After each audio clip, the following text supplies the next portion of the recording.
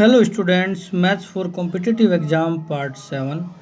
Question number 1 from partnership question में given है कि ए, बी और सी एक कंपनी में हिस्सेदार हैं। किसी एक वर्ष में ए को लाभ का 1/3 भाग मिला, बी को 1/4 भाग मिला तथा सी को 5,000 रुपये प्राप्त हुए। ए को लाभ के फलस्वरूप कितने रुपए मिले?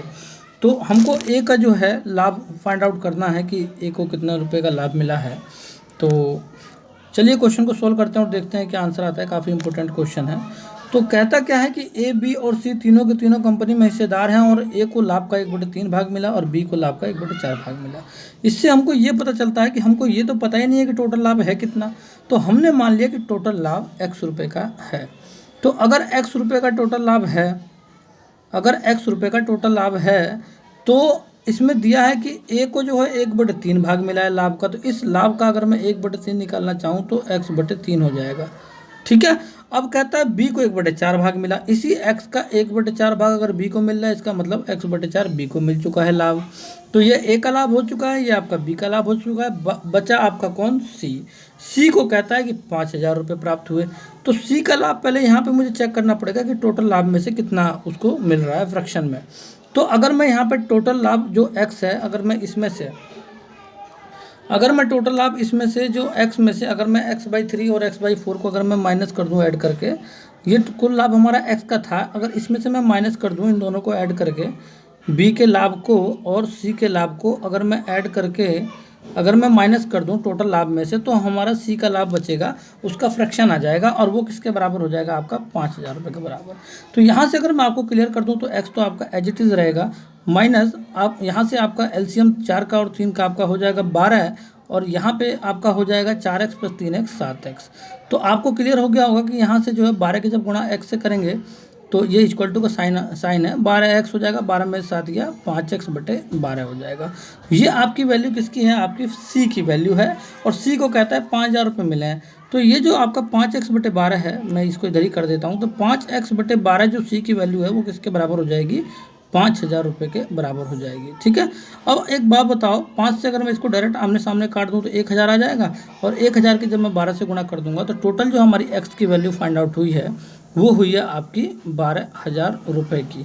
तो इसका मतलब ये हुआ कि जो कुल लाभ है वो 12,000 रुपये का है और कहता है कि ए को लाभ के फलस्वरूप कितने रुपए मिले हैं। तो ए को जो मिला है आपका 1/3 हिस्सा मिला है कुल लाभ का। तो कुल लाभ 12,000 का है, 12,000 को अगर मैं 3 से डिवाइड कर दूं तो उसका 1/3 हिस्सा आ जाएगा। तो 3 चौका 12, तो 4,000 रुपये आपका आंसर आ रहा है, जो इसका ऑप्शन नंबर सी आंसर है। उम्मीद करता हूँ मेरा पढ़ाया हुआ आपको काफ़ी ईजी तरीके से समझ में आ गया होगा। चलिए नेक्स्ट क्वेश्चन को सोल्व करते हैं और देखते हैं आंसर क्या आता है। नेक्स्ट क्वेश्चन में कहता है कि ए, बी और सी एक चारागाह किराए पर लेते हैं। 3 व्यक्ति हैं ए, बी और सी। उन्होंने क्या किया? एक चारागाह किराए पे लिया। ए उस पर 7 महीने तक 10 बैल चराएगा, बी 5 महीने तक 12 बैल चराएगा और सी जो है 3 महीने तक 15 बैल चराता है। अगर चारागाह का किराया कुल किराया 175 रुपये का हो तो सी कितना किराया देगा? ध्यान रखना, इस टाइप के क्वेश्चन काफ़ी इजी होते हैं। सिर्फ हमको क्या करना होता है, इन जो भी बैल हैं जितने भी समय तक चराता है उनका रेशियो बना के और जो भी किराया है उसको हम अलग अलग बांट देते हैं तो उनके हिस्से आ जाते हैं। तो देखो पहली बात करते हैं, व्यक्ति जो ए है वो 7 महीने तक 10 बैल चराता है। तो 7 महीने की 10 बैल से गुणा कर देंगे, यहाँ से ए का हिस्सा आ जाएगा, फिर इसके बाद रेशियो आ जाएगा। दूसरी की बात करते हैं बी की, तो बी 5 महीने तक 12 बैल चराता है और सी की अगर बात करें तो वो 3 महीने तक 15 बैल चराता है। यहाँ से इनका रेशियो निकाल लेंगे और इसके बाद ये जो किराया है उसका हिस्सा मतलब जो है डिस्ट्रीब्यूट हो जाएगा। टोटल तो किराया 175 का है। तो अगर मैं यहाँ से आपको क्लियर कर दूँ तो देखो 5 दूनी 10, 5 एकम 5 और यहाँ पे 5 तिहाई 15, आपकी वैल्यू आ जाएगी 7 दूनी 14 और यहाँ पे 12 एकम 12 और रेशियो 3 तिहाई 9। 14, 12 और 9 का रेशियो आ चुका है ए, बी, सी का। और कुल किराया आपको पता है 175 रुपये का है। तो सी कितना किराया देगा? सी का जो है 9 का हिस्सा है, तो 9/3 का सम। सी की वैल्यू फाइंड आउट कर रहा हूँ, ध्यान रखना किराए की। तो तीनों का सम आपका हो जाएगा 14, 10, 24, 2, 26 और 26 और 9 कितना होता है आपका? 35। तो 9/35 गुना टोटल किराया 175 का है। तो 35 चौका 140 होता है और 35 पंजे 175 होता है। तो 9 पंजे 45 रुपये का किराया आ जाएगा, जो इसका ऑप्शन नंबर ए आंसर है। उम्मीद करता हूँ मेरा पढ़ाया हुआ आपके समझ में आ गया होगा। जिसका किराया का फाइंड आउट करना होगा उसकी वैल्यू आपकी ऊपर रहेगी, बटे में तीनों का सम। बी का निकालना हो तो बी की वैल्यू ऊपर, बटे में तीनों का सम और गुणा में 175 रुपये। इनके अलग अलग हिस्से आ जाएंगे किराए के। उम्मीद करता हूँ काफ़ी इजी तरीके से मेरा पढ़ाया हुआ आपको एक क्वेश्चन समझ में आ गया होगा। चलिए नेक्स्ट क्वेश्चन को सोल्व करते हैं और देखते हैं आंसर क्या आता है।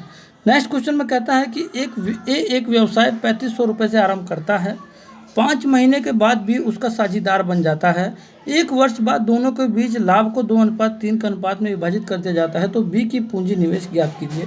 इस क्वेश्चन को समझते हैं और देखते हैं क्या आंसर आता है। एक व्यवसाय 3500 रुपये से आरंभ करता है, 5 महीने के बाद बी उसका साझेदार बन जाता है और 1 वर्ष के बाद जो है ये लाभ है जो इनको बांटा गया है। इसका मतलब ये हुआ जो भी निवेशित राशि है वो टोटल 1 साल के लिए है। तो ए ने क्या किया, 3500 रुपये जो निवेश किया है वो टोटल कितने समय के लिए किया है, 1 साल के लिए किया, मतलब 12 महीने के लिए। तो मैंने इसके 12 महीने से गुणा कर दी। अब बात करते हैं बी की। तो बी जो है 5 महीने बाद तो आ रहा है, बट हमें पता ही नहीं कितने रुपए लेके आ रहा है। मान लिया बी ने x रुपये निवेश किए, अब 5 महीने बाद अगर वो करता है तो 1 साल तक का निवेश राशि है, 5 महीने अगर माइनस कर देंगे 1 साल में से तो बचेगा आपका 7 महीने। तो 7 महीने के लिए बी जो है हमें नहीं पता, कुछ रुपए लेके x रुपये लेके वो निवेश करता है 7 महीने के लिए।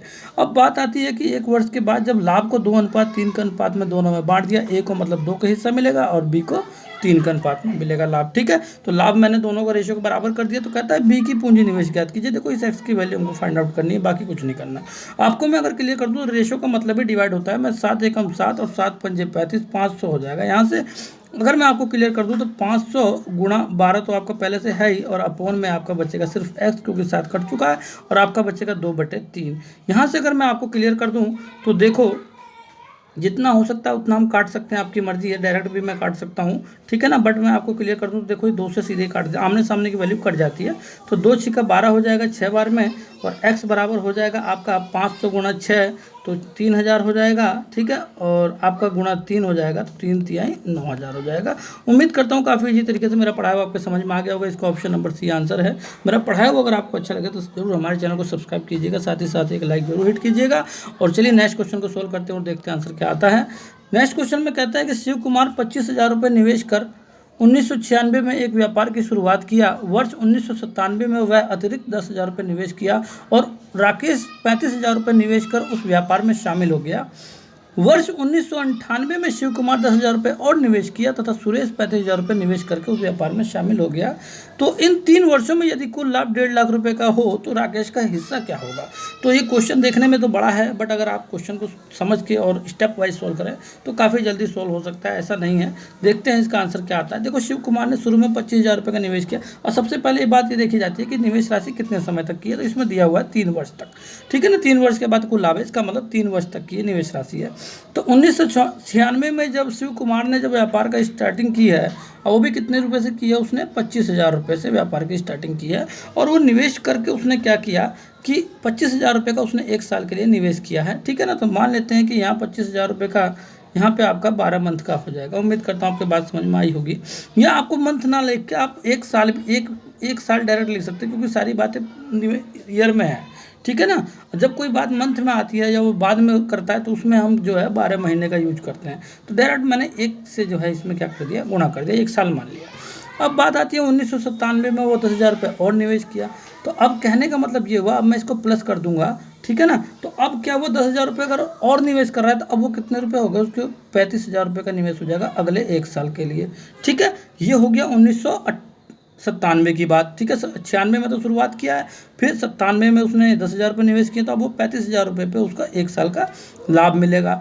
अब क्या करता है फिर, अब वो कहता क्या है कि और राकेश 35,000 रुपये निवेश कर उस व्यापार में शामिल हो गया, और 1998 में शिव कुमार 10,000 रुपये और निवेश किया।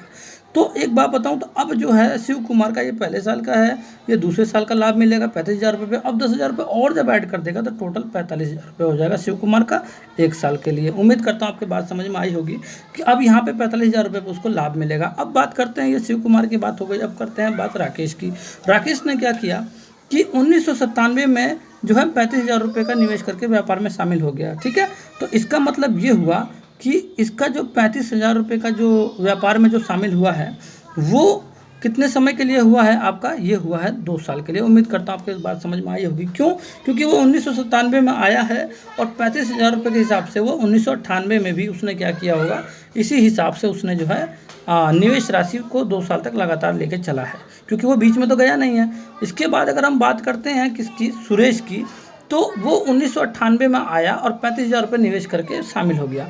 तो आपको मैं क्लियर कर दूं तो इसका जो 35,000 रुपये का जो निवेश है वो केवल 1 साल के लिए, क्योंकि वो 1998 में आया है और 1998 के लास्ट में हमारा जो है कंप्लीट हो गया है और लाभ बढ़ गया 1.5 लाख का। तो कहते हैं राकेश का हिस्सा क्या है। पहले मैं एक बात बताऊं, यहाँ से हम सभी जगह से 3 जीरो खत्म कर देते हैं, जिससे कि हमारे सिर्फ नंबर रह जाएंगे और आपकी जो भी नंबर्स होंगे वहाँ से रेशो फाइंड आउट करना ईजी हो जाएगा। तो यहाँ पे अगर आपको मैं क्लियर कर दूँ तो यहाँ पे बचेगा आपका 25 और यहाँ पे बचेगा आपका 35 और यहाँ पे आपका बचेगा 45 और सारे जीरो जीरो हमारे हट जाएंगे। तो यहाँ पे हो जाएगा 25 और 45 आपका होता है 30 60 और 70 80 90 100 105।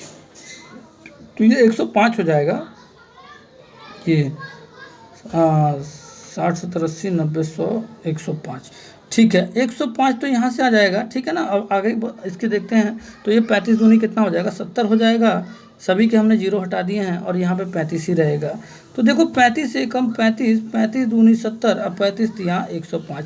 तो 3 रेशो 2 रेशो 1 का रेशो बन चुका है, काफ़ी इजी तरीके से हो गया। बहुत ही खुशी की बात है कि डायरेक्ट क्वेश्चन के जो है डायरेक्ट रेशो बन गए।